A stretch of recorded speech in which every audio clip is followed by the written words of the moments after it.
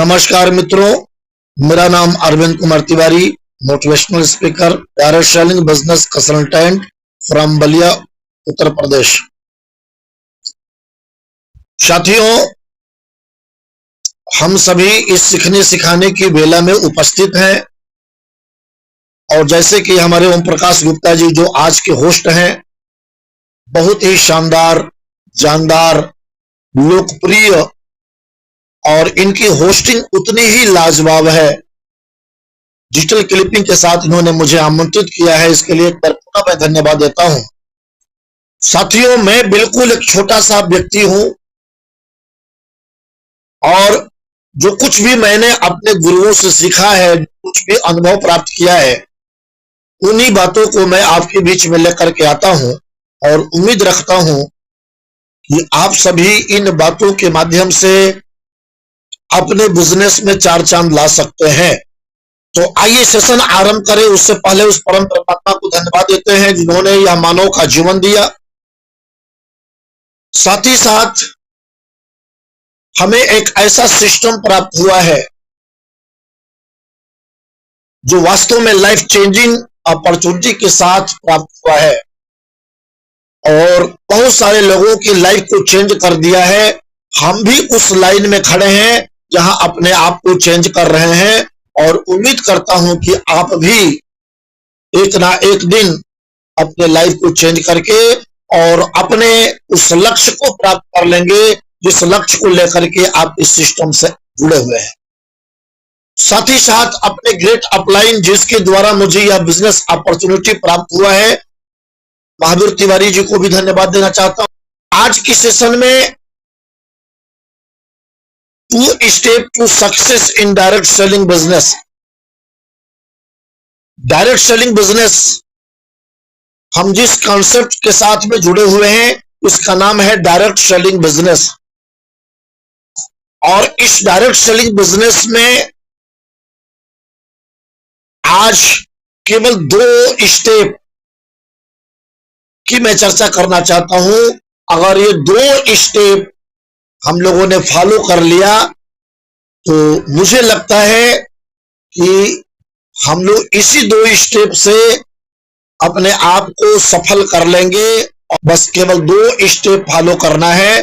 और 2 स्टेप वो कौन कौन से स्टेप हैं? इसमें सबसे पहला नंबर आता है गोल सेटिंग, लक्ष्य का निर्धारण करना। और दूसरी बात है विजिबिलिटी। विजिबिलिटी का तात्पर्य है पात्रता हासिल करना। ये 2 बातें बहुत ही महत्वपूर्ण है। मित्रों, सबसे पहला जो नंबर आता है गोल सेटिंग, लक्ष्य का निर्धारण करना। क्यों गोल सेटिंग? वही क्यों हम लक्ष्य को निर्धारित क्यों करें? लक्ष्य का निर्धारण करना क्यों जरूरी है? तो साथियों, मैं आपको बताना चाहता हूं कि कोई भी व्यक्ति अगर जिसके जीवन का कोई लक्ष्य नहीं है, अगर वो अपने जीवन में कोई लक्ष्य को लेकर के नहीं आया है, तो उसे पता ही नहीं है कि मुझे कहां जाना है, कौन सी मंजिल प्राप्त करनी है, तो वह उसके अनुरूप कार्य को नहीं कर सकता है, क्योंकि हवा में तीर नहीं चलाया जा सकता है।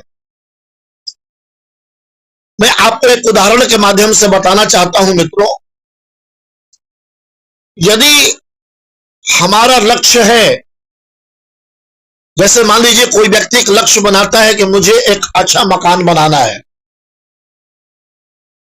तो आपको एक मकान बनाना है तो पहले मकान की खाका नक्शा तैयार करना पड़ेगा, फिर एस्टिमेट बनाना पड़ेगा और पूरी उसकी तैयारी करने के बाद ही आप मकान बनाने का कार्य कर सकते हैं। तो मकान बनाना आपका लक्ष्य हो गया। तो आपने मकान बनाने का लक्ष्य निर्धारित किया। कोई व्यक्ति देश विदेश के टूर का लक्ष्य बना सकता है, कोई व्यक्ति हाई एजुकेशन का लक्ष्य बना सकता है, कोई एक लग्जरी वाहन का लक्ष्य बना सकता है, कोई मनी फ्रीडम का लक्ष्य बना सकता है, लोगों के अपने अपने लक्ष्य हो सकते हैं, लेकिन बिना लक्ष्य के आप अपनी जर्नी को आरंभ नहीं कर सकते। अपनी जर्नी को आरंभ करने के लिए आपको लक्ष्य का निर्धारण करना ही पड़ेगा, और उम्मीद करता हूं कि इनमें से कोई ना कोई आपका लक्ष्य अवश्य होगा।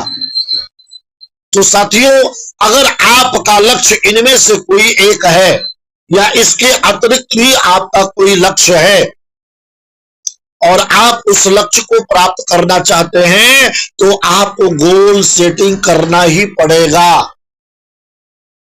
दूसरा उपाय नहीं है। मैं यहां पर गोल सेटिंग कैसे किया जाएगा यह बताने के लिए नहीं आया हूं, क्योंकि इन सारी चीजों की बहुत सारी चर्चाएं हो चुकी है। गोल सेटिंग कैसे करना है, कैसे नहीं करना है, ये सारी बातें बताया जा चुका है। मैं तो केवल इसका महत्व बता रहा हूं कि क्यों जरूरी है गोल सेटिंग। अच्छा, मान लीजिए आपको यात्रा करना है, आप रेलवे स्टेशन पर पहुंच जाएं, प्लेटफॉर्म पर पहुंच जाएं, पर आपको यह पता ना हो कि मुझे कहां की गाड़ी पकड़ना है, दिल्ली की पकड़नी है, मुंबई की पकड़नी है, कोलकाता की पकड़नी है, चेन्नई की पकड़नी है, कहां की ट्रेन पकड़नी है, आपको यह पता ना हो, आप प्लेटफॉर्म पर मौजूद हो, तो हजारों ट्रेनें आएंगी, हजारों ट्रेनें जाएंगी, पर आप कौन सी ट्रेन में मैं चढ़ूं आपको यह पता नहीं चल पाएगा। और मित्रों, यदि आपको पता नहीं होगा कि मुझे कौन सी ट्रेन पकड़नी है, और यदि आप किसी भी ट्रेन में चढ़ गए, तो आपको जाना होगा दिल्ली, तो आप पहुंच जाएंगे मुंबई, यानी आप गंतव्य स्थान से भटक जाएंगे, आपको अपना गंतव्य स्थान प्राप्त नहीं होगा। मित्रों, साथियों, मैं चर्चा कर रहा था कि आप यदि लग्जरी वाहन को लेना चाहते हैं, आपने लक्ष्य को बनाया है कि मुझे एक लग्जरी गाड़ी चाहिए, तो उस लग्जरी गाड़ी को प्राप्त करने की पात्रता भी आपको हासिल करना होगा। यह है एलिजिबिलिटी। एलिजिबिलिटी का मतलब है पात्रता, क्योंकि आपने लक्ष्य तो बना लिया कि मुझे एक लग्जरी गाड़ी चाहिए, पर उसको प्राप्त करने की पात्रता आपके पास नहीं है। साथियों, यदि आपको लग्जरी गाड़ी लेने की हैसियत नहीं है और आपने लक्ष्य बना लिया, तो लक्ष्य बनाने का कोई लाभ नहीं है। आप जो है पहले उस लग्जरी गाड़ी को प्राप्त करने के लिए पात्रता को हासिल करें। लक्ष्य के साथ में पात्रता बहुत जरूरी है, तभी जाकर के लक्ष्य का भेदन किया जा सकता है। तो साथियों, जितना बड़ा लक्ष्य उतनी बड़ी पात्रता होनी चाहिए, तभी जाकर के आप सफलता को प्राप्त कर सकते हैं। मैं आपको एक उदाहरण के माध्यम से बताना चाहता हूं।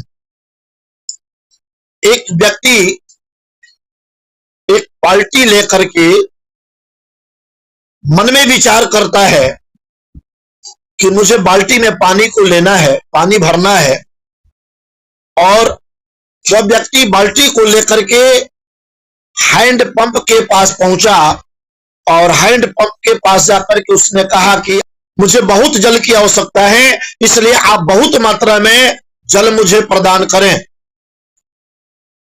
जब उस व्यक्ति ने हैंड पंप से कहा, तो हैंड पंप ने कहा कि भाई, मेरी एक सीमा है, मेरी सीमा निर्धारित है, मैं अपनी सीमा के तहत ही आपको जल प्रदान कर सकता हूं। यदि आपको बहुत ज्यादा जल की आवश्यकता है, तो कृपा करके आप कुआं के पास जाइए, क्योंकि कुआं असीमित है, वहां आपको असीमित जल प्राप्त हो सकता है, और वहां से आप ज्यादा से ज्यादा जल प्राप्त कर सकते हैं। वह व्यक्ति बाल्टी लेकर के कुआं के पास पहुंच गया और कुएं के पास जाकर के बोला, हे कुआं, तेरे पास अथाह जल है, तेरे पास असीमित जल है, मुझे बहुत जल की आवश्यकता है, मुझे बहुत पानी की आवश्यकता है, तुम एक काम करो, मुझे अधिक से अधिक पानी प्रदान करो। उस व्यक्ति ने जब इस प्रकार से कुएं से निवेदन किया तो कुआं ने कहा कि भाई मेरे पास आप आए हो, मेरे पास अथाह पानी है, फिर भी मेरी एक सीमा निर्धारित है, मैं एक परिधि से बंधा हुआ हूं, मैं अथाह नहीं हूं। अगर आपको अथाह पानी की जरूरत है, अथाह जल की जरूरत है, तो आप तालाब के पास जाइए, क्योंकि उसका क्षेत्र बहुत बड़ा होता है, मेरा क्षेत्रफल बहुत कम है। आपको यदि बहुत जल की आवश्यकता है तो आप सरोवर के पास जाइए, तालाब के पास जाइए। तालाब जो है मुझसे बहुत बड़ा है और वह आपको अधिक से अधिक जल प्रदान कर सकता है। वह व्यक्ति बाल्टी लिए हुए तालाब के पास पहुंचा, सरोवर के पास पहुंचा और सरोवर के पास जाकर के बोला कि भाई मेरे आपके पास अथाह जल है, आपके सीमा क्षेत्र भी ज्यादा है, इसलिए आप मुझे अत्यधिक जल प्रदान करें, मुझे अधिक से अधिक जल की आवश्यकता है।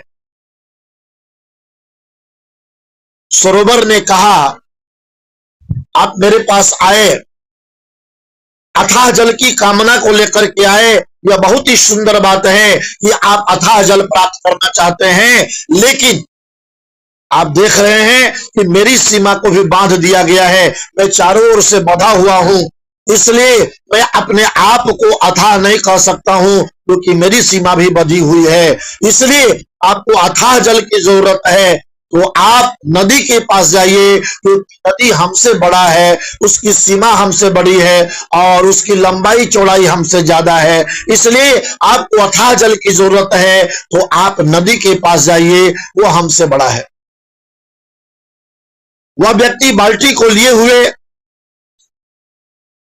नदी के पास पहुंच गया और उसने नदी से निवेदन किया कि ऐ नदी, मुझे अथाह जल की जरूरत है, मुझे अथाह जल प्रदान करो। नदी ने कहा भाई मेरे, आप मेरे पास आए हो, निश्चित है मेरी सीमाएं थोड़ी बड़ी है, लंबी चौड़ी है, लेकिन मैं असीमित नहीं हूं, मेरी सीमा भी निश्चित है, मेरे पाट निश्चित है, मेरी गहराई निश्चित है, इसलिए मैं अपने आप को अथाह नहीं मानती। यदि आपको अथाह की जरूरत है जिसकी कोई सीमा नहीं है, आप सीमा से परे अगर जल को प्रदान करना चाहते हैं तो आपको समुद्र के पास जाना चाहिए, क्योंकि समुद्र की कोई सीमा नहीं है, समुद्र असीमित है, समुद्र अथाह है, समुद्र के जल को कोई समाप्त नहीं कर सकता। वह व्यक्ति समुद्र के पास पहुंचा और समुद्र के पास जाकर के बोला ऐ समुद्र, तेरे पास अथाह जल है, तू असीमित है, तू मुझे अथाह जल प्रदान कर। जब इस प्रकार से उसने निवेदन किया, समुद्र से बार बार कहा कि मुझे अथाह जल की आवश्यकता है और तुम असीमित हो, तुम्हारी सीमा निश्चित नहीं है, इसलिए तुम एक काम करो, मुझे अथाह जल प्रदान करो। तो समुद्र ने कहा निश्चित ही मेरे पास अथाह जल है, इसमें कोई संशय नहीं है कि मेरे पास अथाह जल नहीं है, मेरे पास अथाह जल है, मेरी कोई सीमा भी निश्चित नहीं है, यह बात सत्य है, लेकिन ये तो बताओ कि तुम्हारे पास पात्र क्या है, मेरे अथाह जल को किसमें लेकर के जाओगे? तुम्हारे पास तो यह बाल्टी ही है और इस बाल्टी में हमारे समुद्र के अथाह जल को तुम नहीं ले जा सकते। मेरे अथाह जल को ले जाने के लिए तुम्हें इससे भी बड़ा पात्र को लाना पड़ेगा, ऐसा पात्र को लाना पड़ेगा जो अथाह हो, जो अथाह जल को प्राप्त कर सके। इसलिए छोटी बाल्टी में तुम मेरे अथाह जल को नहीं प्राप्त कर सकते। अगर तुम्हें इस बाल्टी में ही जल चाहिए था तो इससे अच्छा होता कि तुम हैंड पंप पे ही इस बाल्टी को भर लेते, इतना श्रम करके मेरे पास क्यों आए?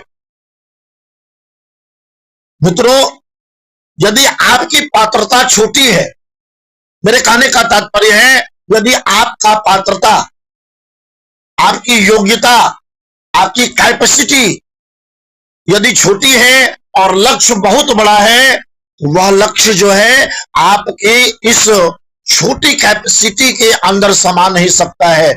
इसलिए जितना बड़ा आपका लक्ष्य है उतनी बड़ी पात्रता हासिल करनी पड़ेगी, तभी जाकर के आप लक्ष्य को प्राप्त कर सकते हैं। तो इसके लिए आपको दो काम करना पड़ेगा, या तो आप अपने पात्रता के हिसाब से लक्ष्य को निर्धारित करें या लक्ष्य के अनुरूप अपनी पात्रता को हासिल करें। यह बहुत महत्वपूर्ण बात है मित्रों।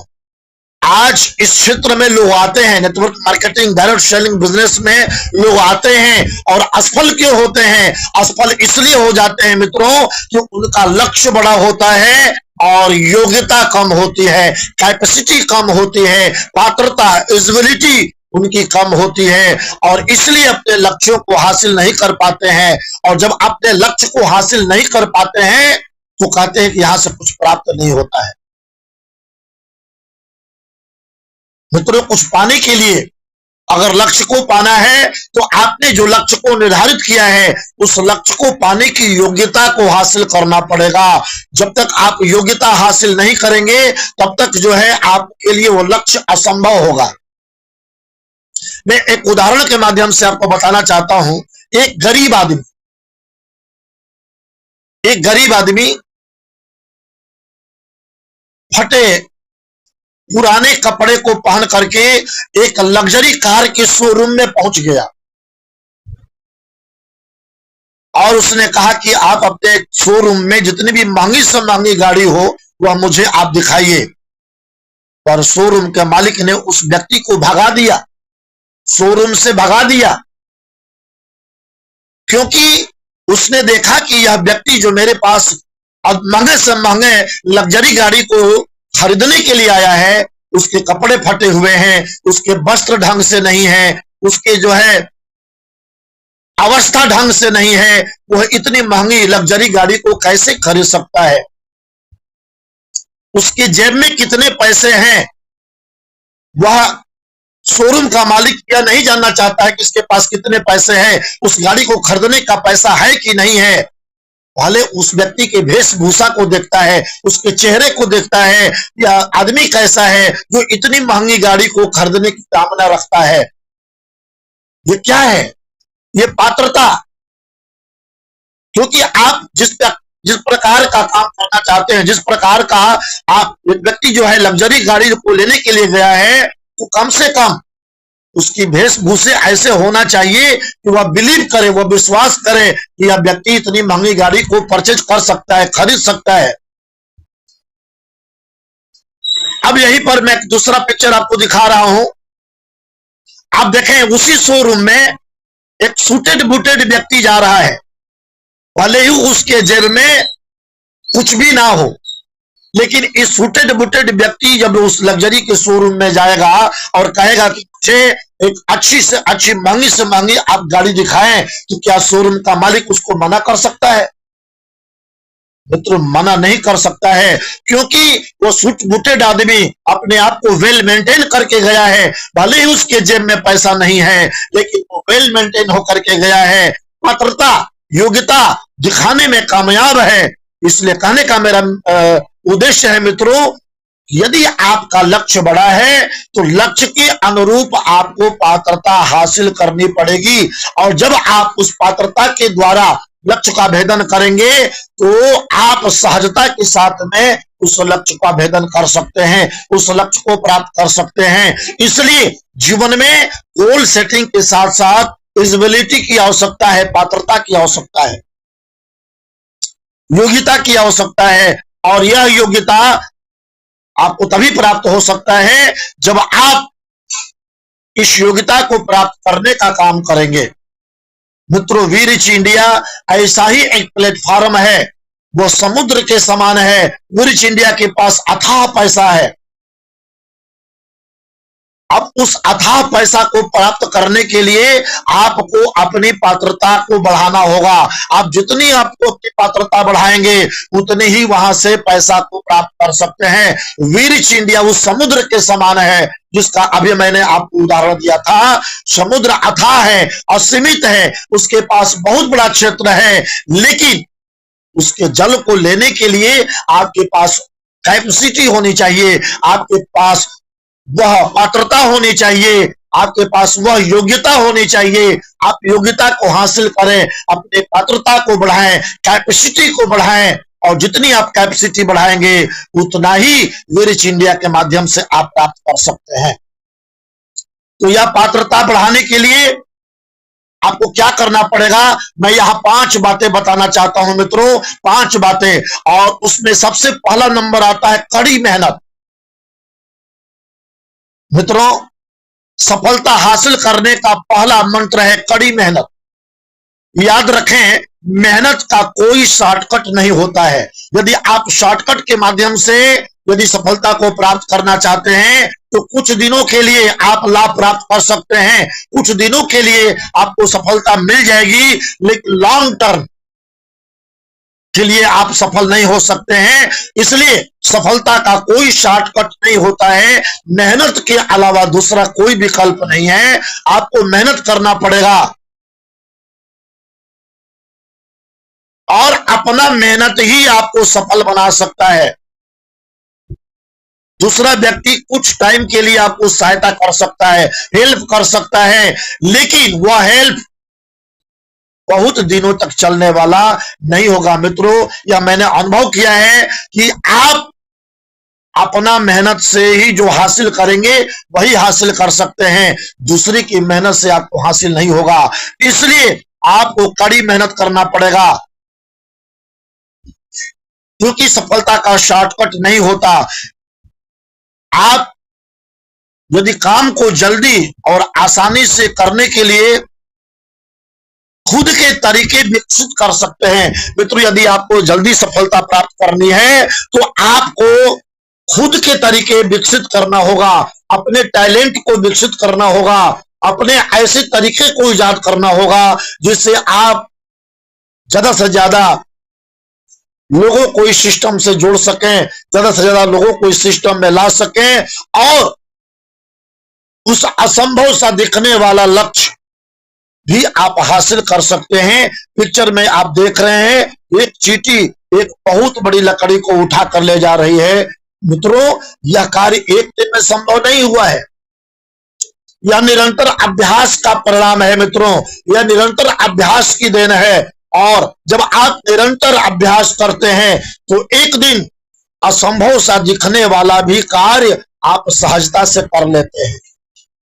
बड़ा सा बड़ा कार्य आप आसानी से कर सकते हैं, लेकिन इसके लिए मेहनत करना पड़ेगा। बिना मेहनत के आप यह कार्य नहीं कर सकते हैं। मित्रों, दूसरी बात, सकारात्मक सोचें।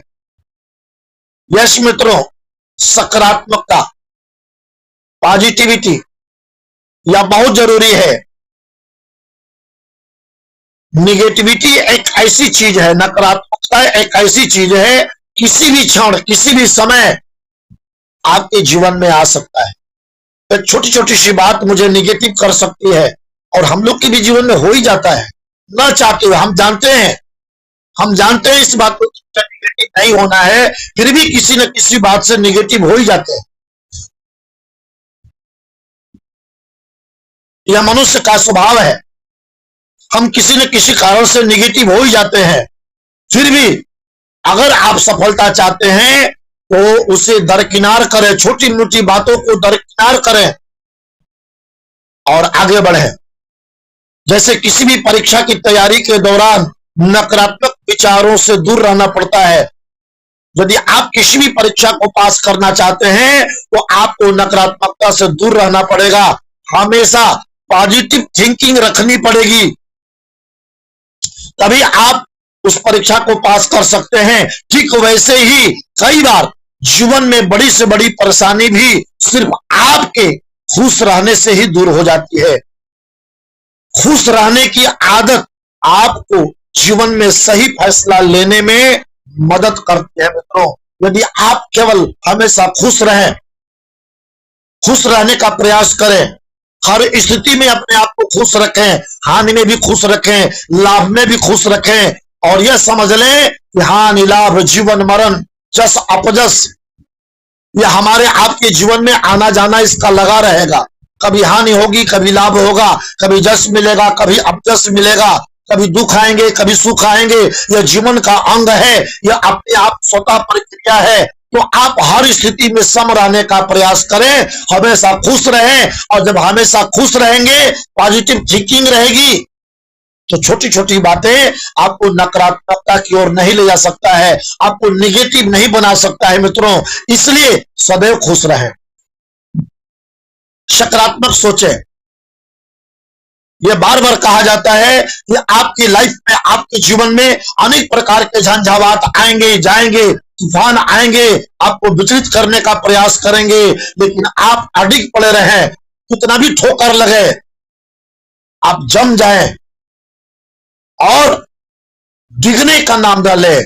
जब आप अडिग हो जाएंगे तो उस परम परमात्मा को ही विचार करना पड़ेगा कि अब व्यक्ति अडिग होकर के जब इतना संघर्ष कर रहा है तो उसको फल तो देना ही पड़ेगा, और निश्चित ही मित्रों वह फल आपको प्राप्त होगा। एक दिन में प्राप्त नहीं होगा, लेकिन एक दिन अवश्य प्राप्त हो जाएगा, इसमें कोई भी संशय नहीं है। तो इसके लिए मुझे क्या करना होगा? लक्ष्य पर खुद को केंद्रित रखें। यह तीसरा फार्मूला है मित्रों, लक्ष्य पर खुद को केंद्रित रखें, अपने आप को लक्ष्य पर फोकस करें। जैसे मैंने कहा, गोल सेटिंग, लक्ष्य बनाना जरूरी है, और लक्ष्य बनाना ही जरूरी नहीं है। अच्छा, आप लक्ष्य बना लीजिए कि मुझे डायमंड बनना है, और घर में आराम से सोइए, तो क्या आप डायमंड बन जाएंगे? नहीं मित्रों, आपने लक्ष्य बना लिया कि मुझे डायमंड बनना है और घर में सो जाएंगे तो डायमंड नहीं बनेंगे। लक्ष्य को प्राप्त करने के लिए पर्याप्त मेहनत करना पड़ेगा। तो यह तभी होगा जब लक्ष्य पर आप अपने आप को केंद्रित कर लेंगे। केंद्रित का मतलब है कि हर स्थिति में आपको अपना लक्ष्य ही दिखाई पड़े, लक्ष्य के अतिरिक्त आपको कुछ भी दिखाई ना पड़े। बिना फोकस बनाए कई घंटे पढ़ाई करने से अच्छा है कि कुछ घंटे ध्यान लगा करके पढ़ाई करें। मित्रों, हवा में बहुत सारे तीर छोड़ने से कोई लाभ नहीं। यदि हवा में बहुत सारे तीर छोड़ा जाए यह सोच कर कि कोई ना कोई तो लक्ष्य पर लगी जाएगी, तो मित्रों ये भी हो सकता है कि कोई भी तीर आपके लक्ष्य पर ना लगे। इसलिए हवा में तीर छोड़ने से अच्छा है कि एक ही तीर चलाएं, पर लक्ष्य पर चलाएं।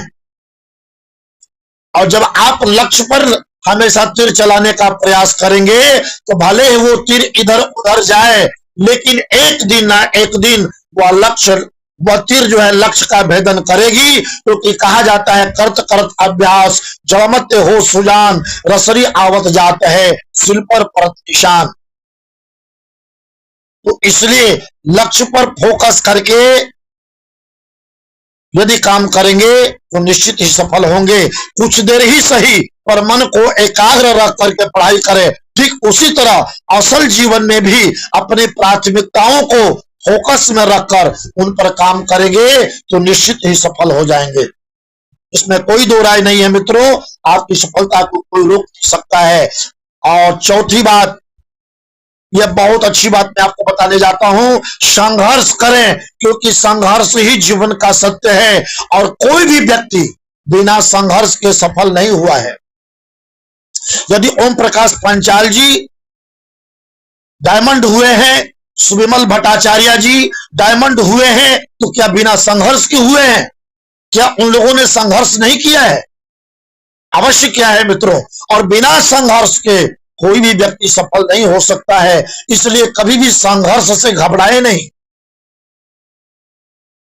संघर्ष को अपनी मंजिल की पहली कड़ी मान ले कि मेरी पहली कड़ी है, और यही सी संघर्ष से तुझे मंजिल प्राप्त होगा। तो इसके लिए आपको संघर्ष करना होगा, और हमेशा जीवन में बड़े सपने देखें। मित्रों, कभी भी अपनी पात्रता को छोटा न बनावे। मैंने दो बातें अवश्य बताया था कि या तो अपनी पात्रता के हिसाब से लक्ष्य को बनावे, या लक्ष्य के हिसाब से अपनी पात्रता हासिल करें। कई बार हम लोग छोटी लक्ष्य बनाते हैं, ये सोच के बनाते हैं कि जल्दी प्राप्त कर लेंगे। मित्रों, छोटे लक्ष्य जल्दी प्राप्त किया जा सकता है, लेकिन छोटे छोटे लक्ष्यों में यदि भटक जाएंगे तो बड़े लक्ष्य जो है आपके परिदृश्य से अलग हो